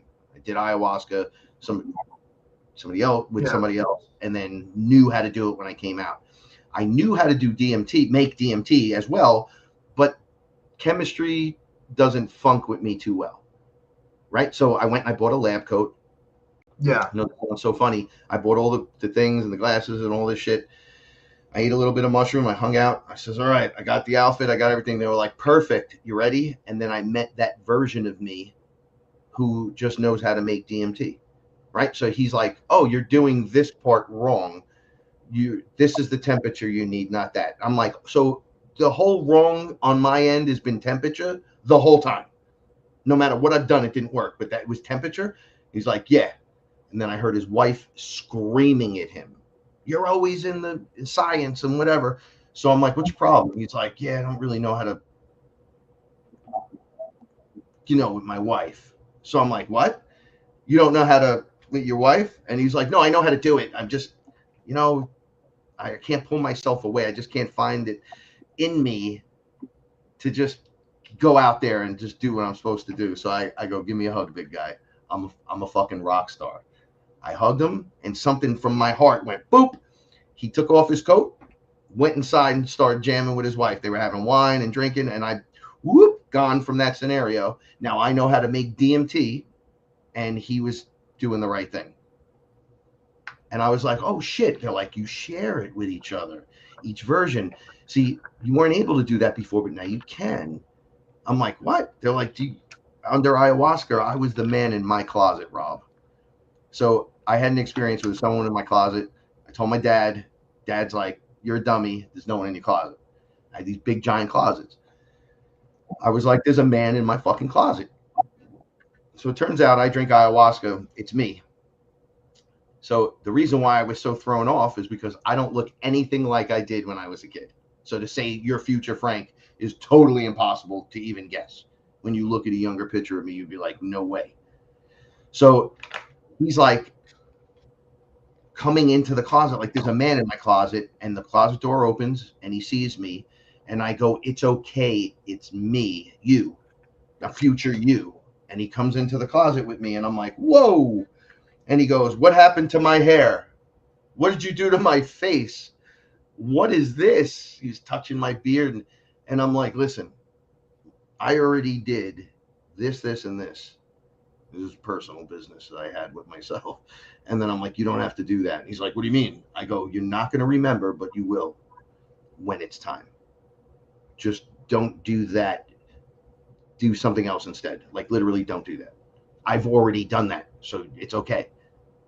And he was looking at me like, okay, that's fine. I don't even, whatever. And so he gets to live the moment that where I made the choice to do one way. He doesn't, this version of me now doesn't have to do that. Because I go and I lay it out for him. You could go left instead of right. Going right. It's the divorce and the parents beefing. You get stuck running in your underwear up the road. At a young age because they throw you out of the house because they hate everybody. So don't do it. Go this way. Go sing and dance. It's better for you. Trust me. Go do the plays and do Grease and do all that cool stuff you want to do. You can now do it. Don't worry about what the Bronx thinks. The Bronx was fucking wrong for thinking that. But I guess time and place, we're all where we need to be for whatever reason. Right? That's a really good point, Frank. That's a really good point. Yeah, and I bet a lot of us wish we had someone like that like come into our life when we were a younger kid and tell us the rights and wrongs and what not to do, because this world's like a hard place to figure out, right? It's like, yeah. It's weird you said that, because I was just thinking the other day, I was like, I wonder if I can like slip back in time and like change reality. You know what I mean? Change the other version, the other timeline where you are about to make the same choice again. You can intersect with that character. It's you. And you can say, no, buy the lottery ticket, dude. And boom. Yeah.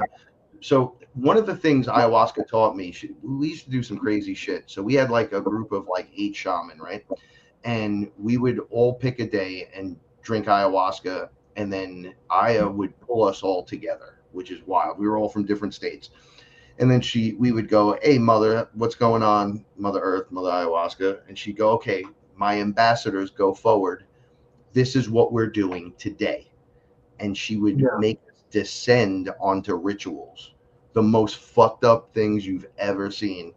And she would like put us there at different moments in time and right before it was starting or the setup. And then you were allowed, she was like, go in there and do something. You can't beat people up and stuff. You can't affect it that way. But you can subtly change factors. So I'd go in and I'd make like words different in their books, right? Where the ritual was. I would make sure people wouldn't get to the ritual on time because of traffic, just weird. And there was 8 of us doing this. So we would all be causing havoc, and we would see the ritual not work that time. We'd watch it and we'd be like, oh, what had just happened? And I would say they were bringing all of these timelines of them succeeding forward because of the way they're using their spells against the creators on Earth. So they were bringing these evil timelines in where all these rituals are working and stuff. So they have this like power battery on the timeline because they don't have the infinite energy that you have. So they build up this like loose energy, and then now it's really powerful and it's locking their timeline in, like they use it against you. No. But what you're doing is pulling out the bottom card. So these rituals in all the side timelines are failing, which is draining the battery. So I was privileged to be part of these attacks that we would just go after. We'd go after everyone. Anyone doing a ritual, you were getting hammered one way or the other. There'd be residual creators everywhere in these timelines. And then we started bringing the really good timelines forward where you can see it. Hope is there again, right? No, this isn't a loss, right? Like we're here and we're doing it. And there's not as many of us as you think. There's a whole planet full of people and not a whole planet full of creator beings. You got a bunch of creator beings here mixed into the environment. Ra would tell you some of the best info. He hit me with this a long time ago when I first met him. He said to me, fee fi fo fum, I smell the blood of an Englishman. Where do you think that's from, kid? And I'm like, it's a nursery rhyme. He's like, nah, the giants were coming into the towns, right? And there's all these people and they're sniffing for the ones they want. You know what they're sniffing for? I'm like, whatever scent or whatever. He goes, nah, the creator being give the DNA gives off a special scent that they know if they eat that one, oh yeah, we're getting the juicy stuff. There's a whole thing going on because those giants were offspring of the Nephilim, right? So there was all this other stuff happening. So the rhymes came from those guys coming into town, smelling who they wanted and taking who they wanted. And they were always taking the creator beings. They never take the NPCs. They always take the yummy meal. And I'm like, that's wild when you mix it in there. Because as a kid, you're just saying that. It's just a nursery rhyme and all that other stuff. You're just like, ooh, giants, ooh, whatever. And meanwhile, those are the things hunting you on the planet. And that were there literally smelling you out.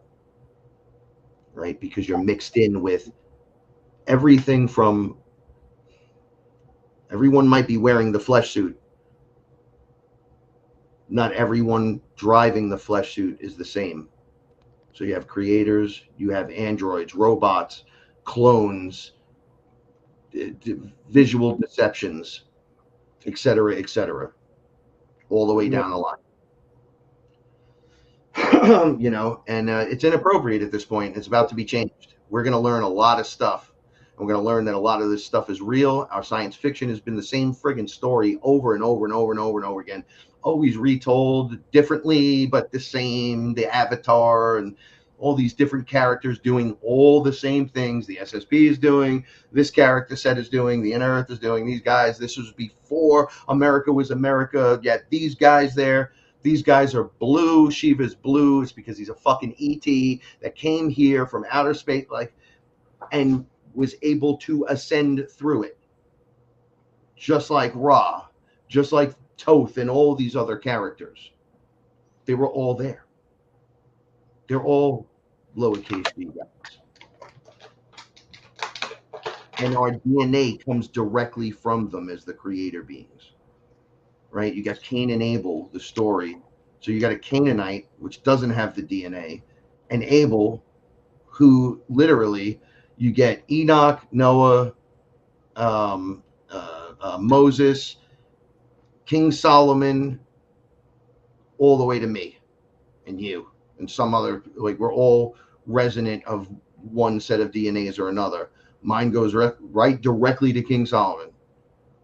Solomon has been in my journeys over and over and over. He's the one that taught me what a sigil was.